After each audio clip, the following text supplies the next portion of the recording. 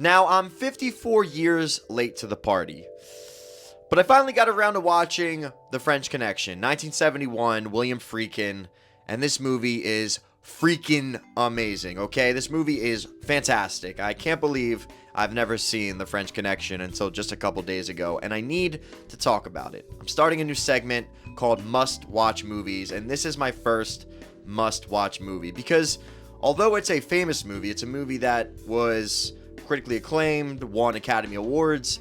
I feel as though, especially for the new age of film lovers, it's a movie that hasn't been seen, and it needs to be seen because it's incredible. Now, if I describe it to you, it may sound like a very generic cop chasing bad guy movie, but in its execution by the late great master Billy Friedkin and the late great Gene Hackman's performance, this movie's elevated to a level that can only be explained by movie magic. It's that je ne sais quoi, that really inexplainable X value factor that takes a story and elevates it to being incredible.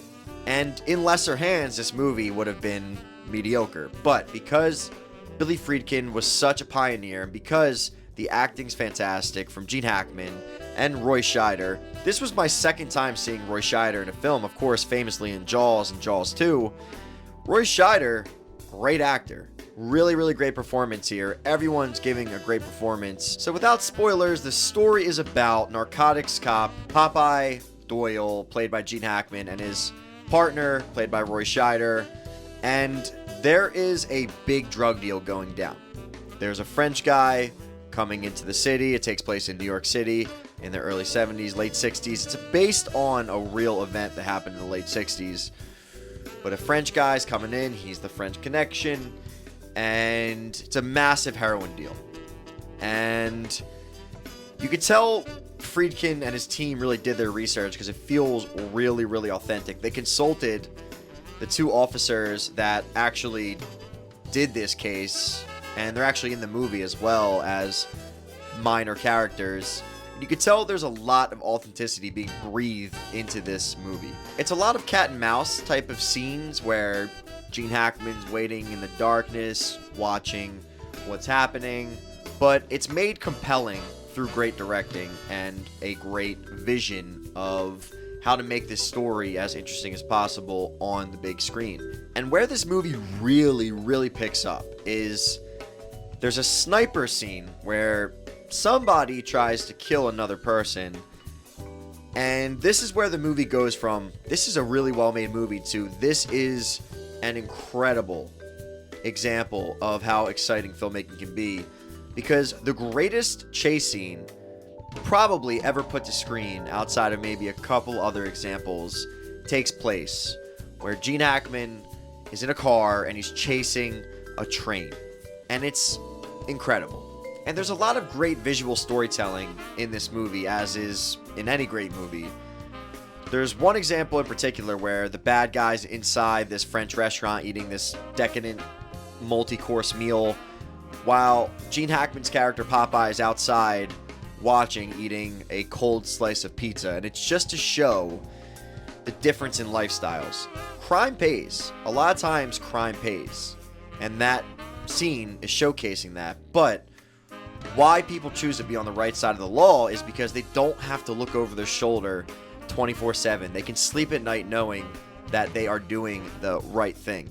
Which leads me to my next interesting point about this movie, is Popeye Doyle, although he is on the right side of the law, he's a flawed character. He's not some flawless angel of a saint. He has racism. He has issues. He is not some perfect guy. And his obsession with cracking the case and getting his guy, it becomes unhealthy to the point where people lose their lives who shouldn't lose their lives. And that's very Whiplash-esque. It's very similar to those types of stories that Whiplash is, where it's about, does obsessing with accomplishing your goal warrant you sacrificing who you are as a person? Is the pursuit of the goal and the perfection of attaining that goal, is it worth compromising your morality and your mortality and who you are as a person and your quality of life. And this movie is a great example of that. And obviously, being way, way long ago, it is a precursor to movies like Whiplash. The chase scene I mentioned, where Popeye is chasing the bad guy on the train, another beautiful example of how Friedkin could masterfully tell a story visually.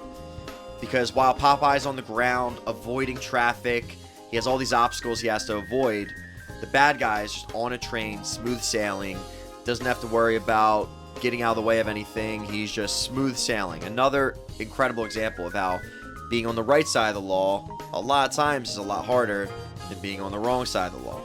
And then the ending. The ending is one of them endings that feels a bit ambiguous. And I love endings like that because it allows the viewer to fill in the blank and tell the rest of the story in the way that they see fit. And I think that is art in its purest form. That's what art's about. It's about interpretation. You are a rod and you are receiving the art. And it's up to you how you want to broadcast that back. And I think that's beautiful with ambiguous endings. And this movie doesn't have the most ambiguous ending because it does something a bit unusual. At the end, it gives you stills that explain what happens to each character. And although I don't usually like that type of ending, it works really well here because there is an ambiguous ending with one character in particular, and it makes for a very effective ending. But I could go on and on about how great The French Connection is, but it's a type of movie you need to watch. If you're looking for a movie to watch next, The French Connection is a great one to sit down and enjoy because it is a great piece of filmmaking. There is one complaint I have about Disney altering the movie's true form. So Disney acquired the rights to the movie through an acquisition. I think it was like 20th Century Fox or one company that they acquired. Disney got the rights to The French Connection, and they removed a scene where Popeye says a slur, a racial slur.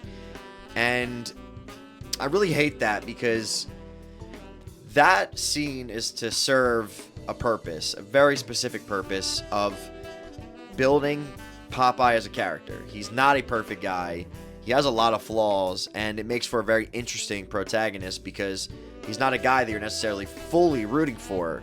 And I love protagonists like that because it makes for a more complex and dynamic viewing experience. And I hate that Disney removed this scene because it taints Billy Friedkin's vision and the imperfectly perfect flow of The French Connection. But I could go on, and I love The French Connection. You should check it out. If you have any recommendations on what movie I should watch or talk about next, leave it in the comments. Let me know what you think about The French Connection if you've seen it. And as always, if you love movies, subscribe to my channel. I promise to keep pumping out great content for you. That's all I got for you. Tay out.